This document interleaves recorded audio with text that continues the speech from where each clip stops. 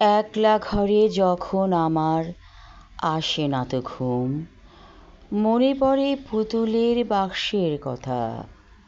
ছোট্টবেলায় যত্ন করে রেখেছিলাম বাক্সটা, এখনো কি আছে খাটের নিচে পুতুলের ঘর। আমি দৌড়ে চলে যাই আমার বাবার বাড়ি, কারণ শ্বশুর বাড়ি থেকে খুব একটা দূরে নয় বাবার বাড়ি।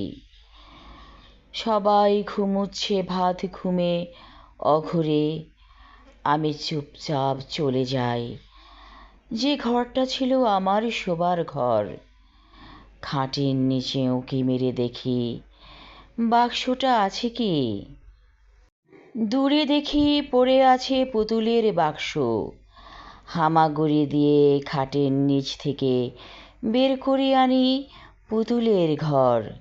ঢাকনা খুলে দেখি আগের মতোই আছে পুতুলগুলো, মা বাবা আর ছোট্ট মেয়ে তাদের মাঝখানে। আমি পুতুল খেলি বড়বেলায়, আমার বিয়ে হয়ে গেছে। তারপরও ছোটবেলায় যেভাবে খেলতাম একা একা কথা বলে পুতুলের সাথে, ঠিক সেভাবেই আমি খেলে যাই পুতুল খেলা। কখন যে মা এসে প্রবেশ করেছে রুমে দেখিনি। পিছে পড়ে মায়ের শীতল হাত, বলে, খুকি কখন এলি। আমি মায়ের বুকে মুখ রেখে কাঁদি। মা বলে, কাঁদিস কেন বোকা মেয়ে।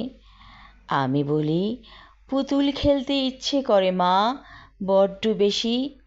মা বলে, তাই তো যত্ন করে রেখে দিয়েছি তোর পুতুলের ঘর, যখন ইচ্ছে হবে এসে খেলে যাবি। আমি বলি, মা আমি তো এখন অনেক বড়, ছোটবেলার খুকি নই। মা বলে, তুই এখনো খুকি আছিস, পুতুল খেলার খুকি। আমি আমার পুতুলের ঘর যত্ন করে গুছিয়ে রাখি খাটের নিচে। মা বলে, চলে যা খুকি শ্বশুর বাড়িতে, ওরা সবাই হয়তো তোকে খুঁজছে। আমি বলি, যাই তবে। আমি আমার লেখা কবিতা পুতুলের বাক্স পড়লাম। আশা রাখছি ভালো লাগবে সবার। ধন্যবাদ।